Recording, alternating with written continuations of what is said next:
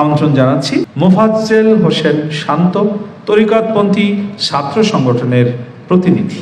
আজকের এই সুফি কনফারেন্স 2024-এর উপর তার মূল্যবান বক্তব্যটি উপস্থাপন করবার জন্য মোফাজ্জেল হোসেন শান্ত, তরিকতপন্থী ছাত্র সংগঠনের প্রতিনিধি।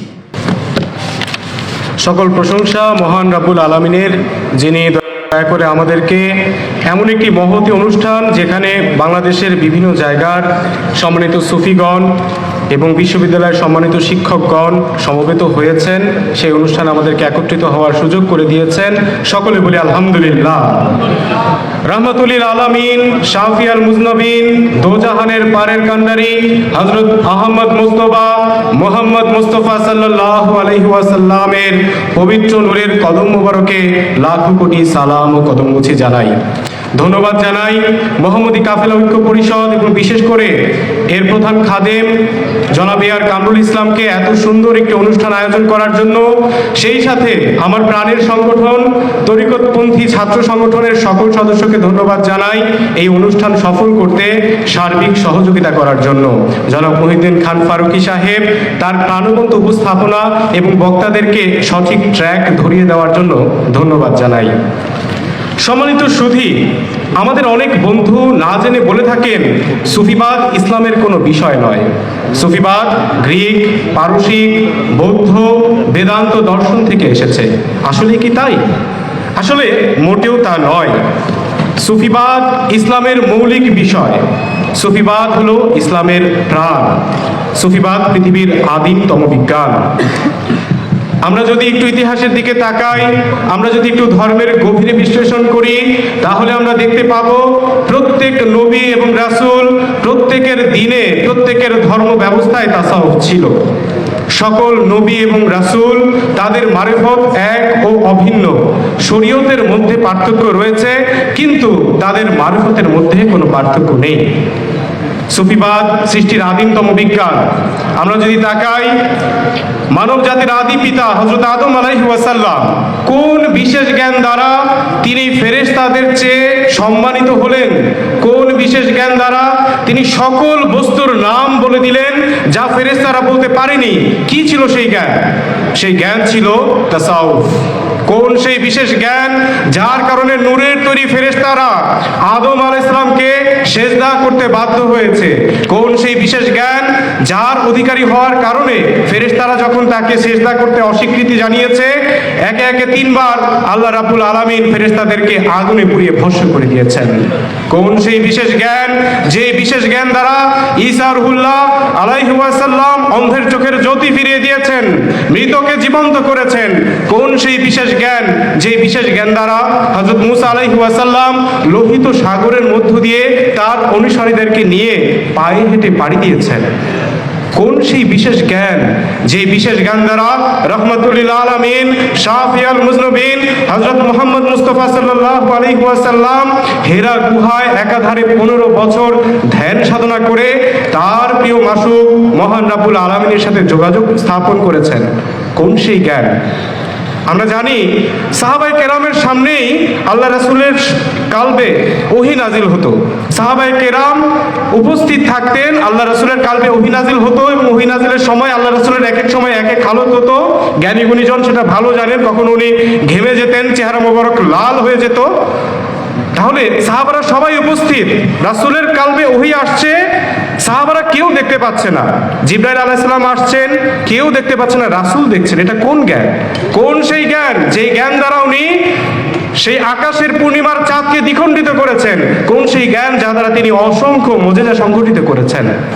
সম্মানিত সুধী, সেই জ্ঞানই হচ্ছে সুফিবাদ, পৃথিবীর আদিমতম বিজ্ঞান।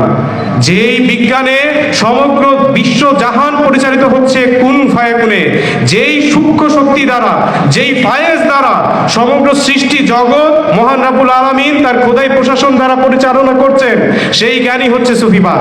অথচ আমরা বলে আসছি সুফিবাদ নাকি ইসলামের কোনো বিষয় নয়। তাহলে আমার প্রশ্ন, সুফিবাদ যদি ইসলামের কোনো বিষয় না হয়, তাহলে কেন এসএসসি এবং মাদ্রাসায় আলেম দাখিল পর্যায়ে, কেন বিএ অনার্সে, কেন মাস্টার্সে ইসলামিক স্টাডিজ বিষয়ে ইলমে তাসাউফ অন্তর্ভুক্ত করা হলো? যদি সুফিবাদ ইসলামের কোনো বিষয়ই না হয়, তাহলে ইসলামিক স্টাডিজে কেন সুফিবাদ আসলো? আসলে সুফিবাদ হচ্ছে ইসলামের প্রাণ। প্রাণহীন দেহের কোনো মূল্য নেই, আর দেহ ছাড়া প্রাণকে আমরা বলি ভূত। কি, আজকে আমার এক বন্ধু মারা গেল, রাতের বেলা যদি সে স্বপ্নে এসে আমাকে দেখা দেয়, রাতের বেলা যদি তার আত্মাটা আসে, এসে যদি বলে হ্যাঁ কেমন আছো বন্ধু, আমি কি ভয় পাবো না? কারণ কি, তার দেহ নেই। তেমনিভাবে যদি প্রাণ না থাকে, দেহটা কিন্তু পচে যায়। সুতরাং সুফিবাদ হচ্ছে ধর্মের পূর্ণতা দানকারী। সুফিবাদ থাকলেই, শরীয়ত এবং মারফত পেলেই ধর্মের পূর্ণতাটা আসে।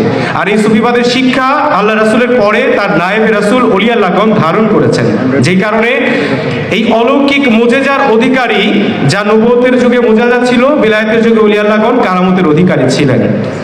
সাইয়েদনা হযরত ওমর ফারুক রাদিয়াল্লাহু তাআলা আনহু 900 মাইল দূরে তার সেনাপতিকে বলছেন, ইয়া শাহরিয়া আল জাবাল, আল জাবাল, হে সেনাপতি শাহরিয়া, পাহাড়ের পিছনে দেখো, পাহাড়ের পিছনে দেখো। তিনি মদিনায়, তিনি বলছেন ইয়া শাহরিয়া আল জাবাল, আর শাহরিয়া হচ্ছেন ইরানের সীমান্তে। এ কোন শক্তি আল্লাহ রাসূল আমাদেরকে দিয়ে গেলেন? কেন আজ মুসলিম সেটা থেকে দূরে? এজন্যই তো কবি কাজী নজরুল ইসলাম বলছেন, আল্লাহতে যার পূর্ণ ঈমান, কোথা সে মুসলমান। এই পূর্ণ ঈমান কিভাবে আনবেন? তাসাউফ ছাড়া। পূর্ণ ঈমান কিভাবে আনবেন? সুফিবাদ ছাড়া।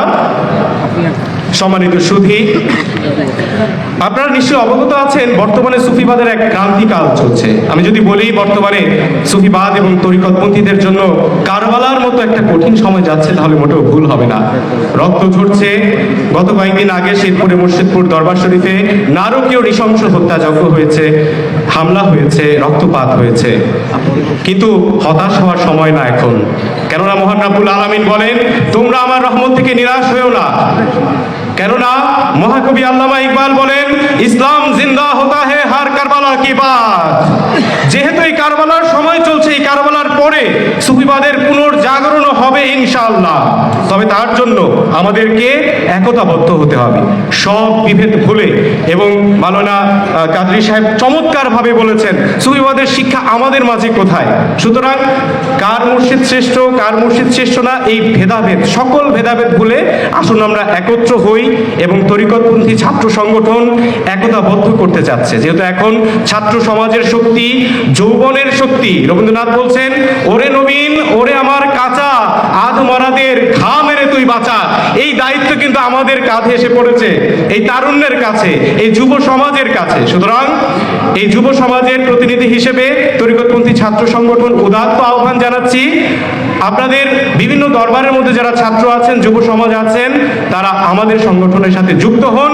আপনাদেরকে সাথে নিয়ে এবং আমাদের মুরব্বীদেরকে সাথে নিয়ে, পথ প্রদর্শকদেরকে সাথে নিয়ে আমরা একসাথে ইনশাআল্লাহ মোহাম্মদী কাফেলা ঐক্য পরিষদের মতো আমরা ঐক্য গঠন করব তরিকতপন্থীদের ইনশাআল্লাহ।